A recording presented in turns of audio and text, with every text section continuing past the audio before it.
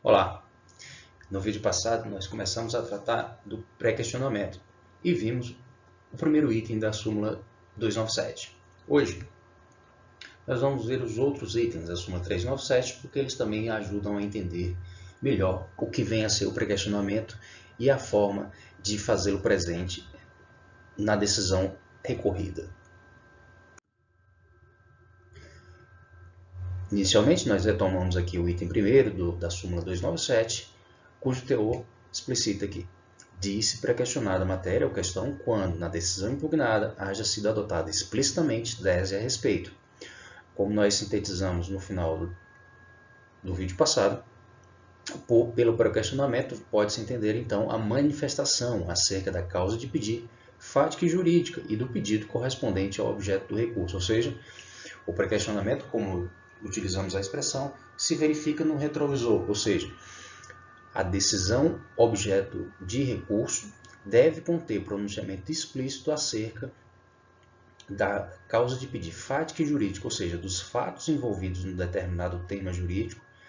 e da compreensão jurídica do tribunal acerca daquela questão ou da norma jurídica que resolve a controvérsia fática exposta na pretensão das partes, ou seja, o que o Tribunal Superior faz é examinar se nos recursos anteriores foi provocada a manifestação do tribunal acerca dessa causa de pedir e do pedido formulado pela parte. Esse pedido que então é apresentado novamente à instância superior por meio do recurso. No particular, então, esse pré-questionamento deve estar presente, ou seja, a matéria tem que ter sido questionada pela parte no seu recurso ordinário e deve ter havido resposta pelo Tribunal Regional. Uma observação a se fazer é essa figura chamada pré-questionamento numérico, ou seja, a necessidade de pré-questionamento indica a necessidade da manifestação acerca da tese, ou seja, da norma jurídica que resolve uma determinada demanda. Não é necessário, entretanto, que conste do acórdão a indicação precisa ou explícita do número do artigo ou do dispositivo que está sendo aplicado, como, por exemplo, quando se trata de equiparação salarial, o que se precisa para demonstrar o pré-questionamento é a manifestação do Tribunal Regional acerca da questão relativa à equiparação, mas não necessariamente que o tribunal aplicou o 461 pelo seu caput ou algum de seus parágrafos, mas que a norma contida nesses dispositivos esteja expressa como aquela adotada para a resolução da controvérsia. Especialmente com relação a esse pré-questionamento dito numérico, a OJ 118 explicita que não é necessária, então, a explicitação na decisão recorrida do número do dispositivo que foi aplicado, mas sim da explicitação da tese adotada. No item segundo, nós temos aqui, então, uma novidade. No item segundo da súmula 297. O teor desse item diz que incumbe à parte interessada, desde que a matéria haja sido invocada no recurso principal, ou por embargos declaratórios, os embargos de declaração, objetivando o pronunciamento acerca do tema sob pena de preclusão. Ou seja, aqui inicialmente a indicação de que a matéria cujo pré-questionamento se pretende tem que ter sido invocada no recurso principal, ou seja, no recurso ordinário.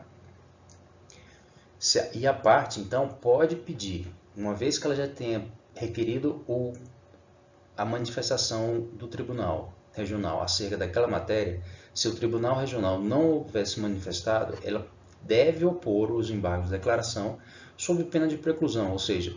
sob pena de não se admitir mais a discussão acerca daquela dita matéria. Para examinar melhor, então, como se caracteriza essa necessidade de pré-questionamento, especialmente da oposição de embargos de declaração, nós vamos ver o quadro a seguir. Esse quadro é semelhante ao do vídeo anterior, ou seja, nós identificamos então que na inicial e na defesa as partes apresentam determinados fatos nos quais se baseiam suas pretensões. E aqui a gente está tratando apenas de uma mesma matéria, vamos supor férias, horas extras ou alguma parcela específica. As partes então apresentam ou alegam determinados fatos como os fundantes das suas pretensões, tanto na inicial como na defesa, e, consequentemente, elas alegam que uma determinada norma é a que vai reger a solução daquele caso, seja para garantir o deferimento do seu pedido, seja pela rejeição do pedido formulado pelo reclamante. No nosso exemplo aqui, foram alegados 3 fatos avulsos, que não são relevantes no momento, mas o que importa detectar é que, para a sentença entendeu que apenas 2 deles foram considerados como provados, podem ter sido comprovados, e foram considerados relevantes. E nessa condição, o juiz sentenciante entendeu que a norma número 1 era a que se aplicava e, consequentemente, se manifestou acerca do pedido de número 1 ou da pretensão de número 1 formulado pelas partes, tanto que seja ela o reclamante ou o reclamado. Mas, enfim, aplicou-se uma conclusão acerca do caso. A parte que saiu vencida nesse caso, ou seja, que não está satisfeita com essa pretensão, essa conclusão extraída pelo julgador, ela tem a alegação de que esse terceiro fato, era o que era efetivamente relevante para a solução da causa. E a consideração de que esse fato, número 3, houvesse sido provado, acarretaria inclusive a necessidade de manifestação acerca dessas outras 2 normas, as quais, segundo a parte que apresenta o RO, daria ensejo a um pronunciamento diferente daquele contido na sentença. Eventualmente, o acórdão regional, no nosso exemplo, manteve a conclusão da sentença relativa à verificação da veracidade apenas desses 2 fatos, da veracidade ou da sua relevância para a solução do caso, e manteve a aplicação da mesma norma e da mesma conclusão extraídas na sentença. No caso, se a parte que interpôs esse RO pretendesse a manifestação do TST por meio de recurso de revista acerca desse fato número 3 e dessas outras 2 normas, vamos supor 2 artigos específicos da CLT, por exemplo,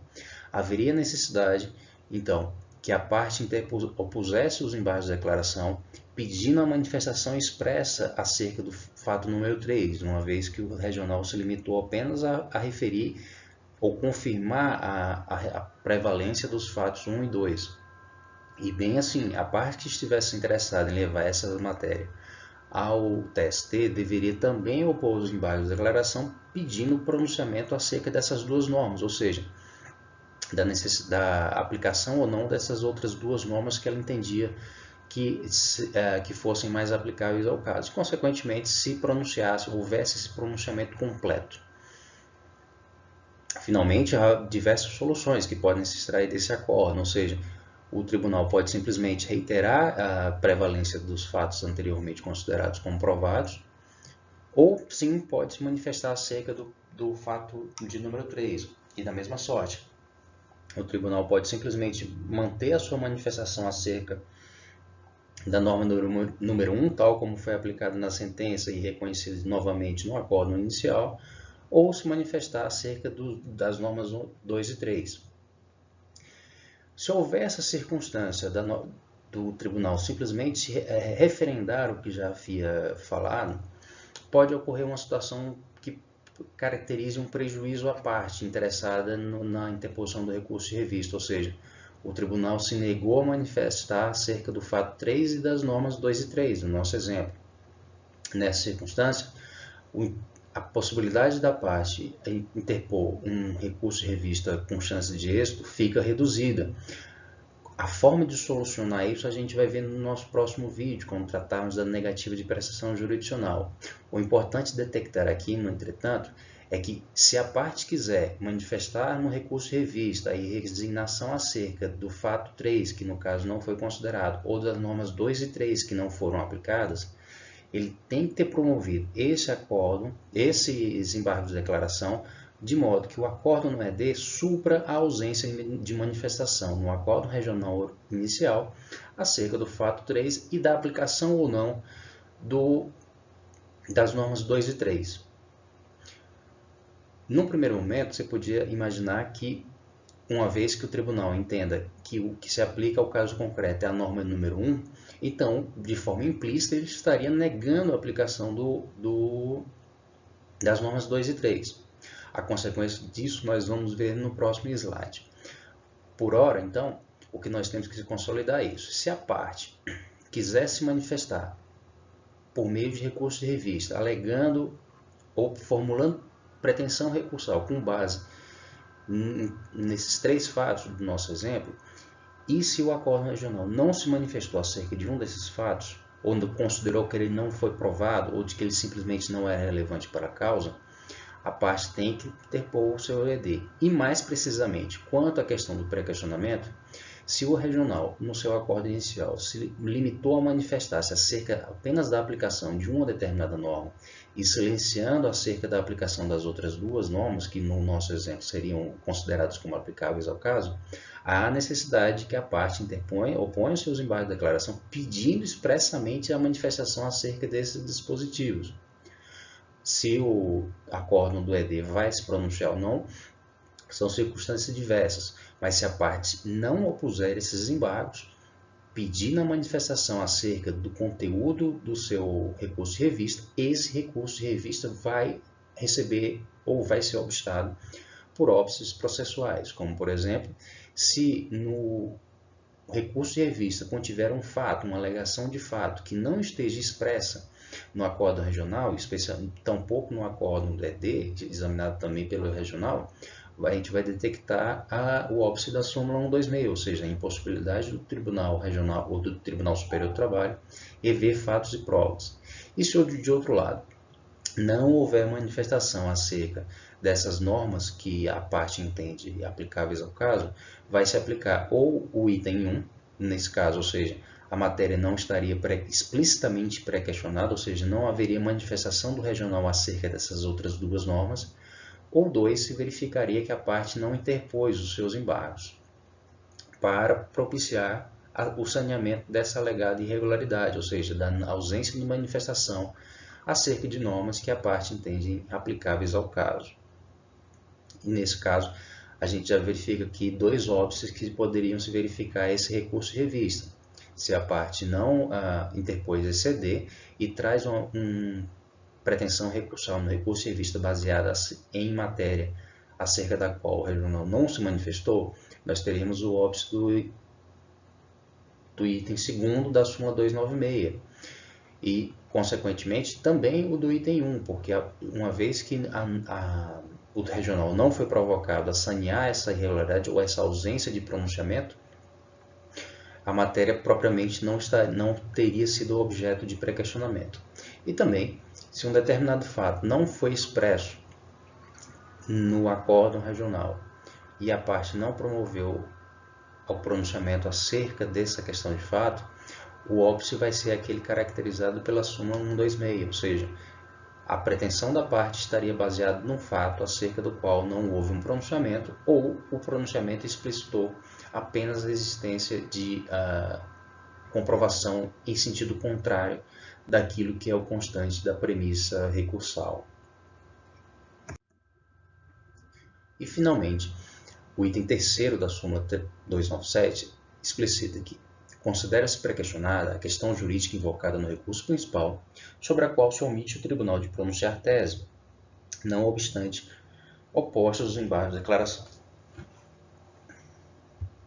Esse item veio a trazer uma solução para uma hipótese de crise processual, que seria: a parte interpõe embargos de declaração para pedir o pronunciamento acerca de uma determinada matéria, mas o tribunal se nega a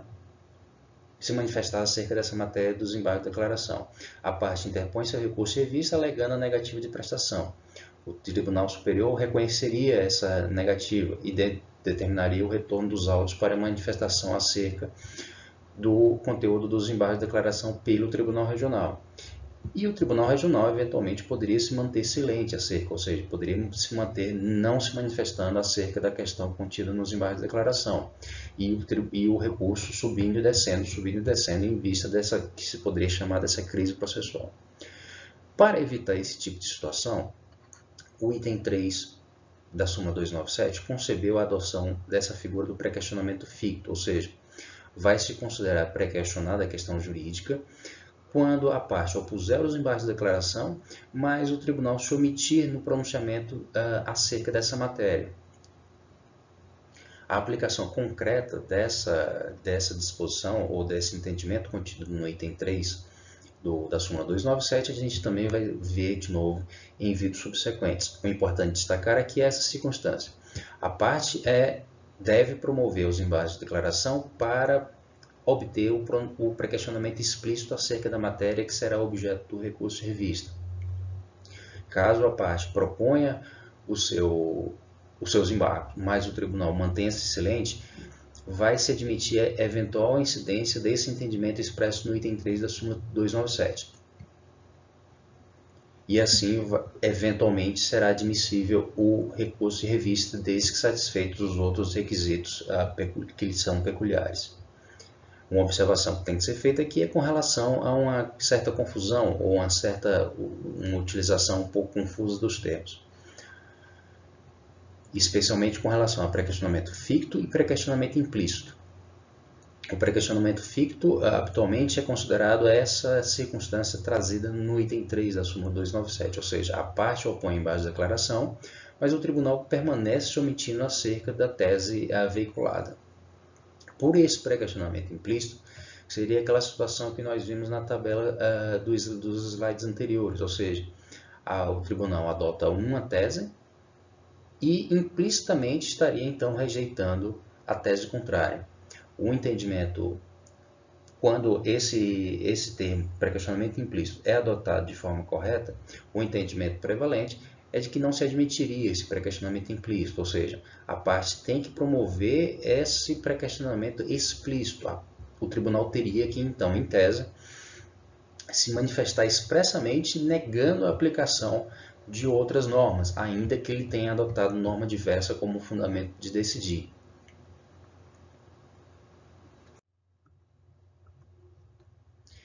E assim nós encerramos esse novo exame da súmula 297.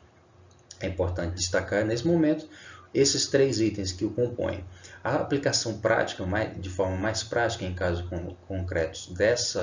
do entendimento expresso nessa súmula, também será objeto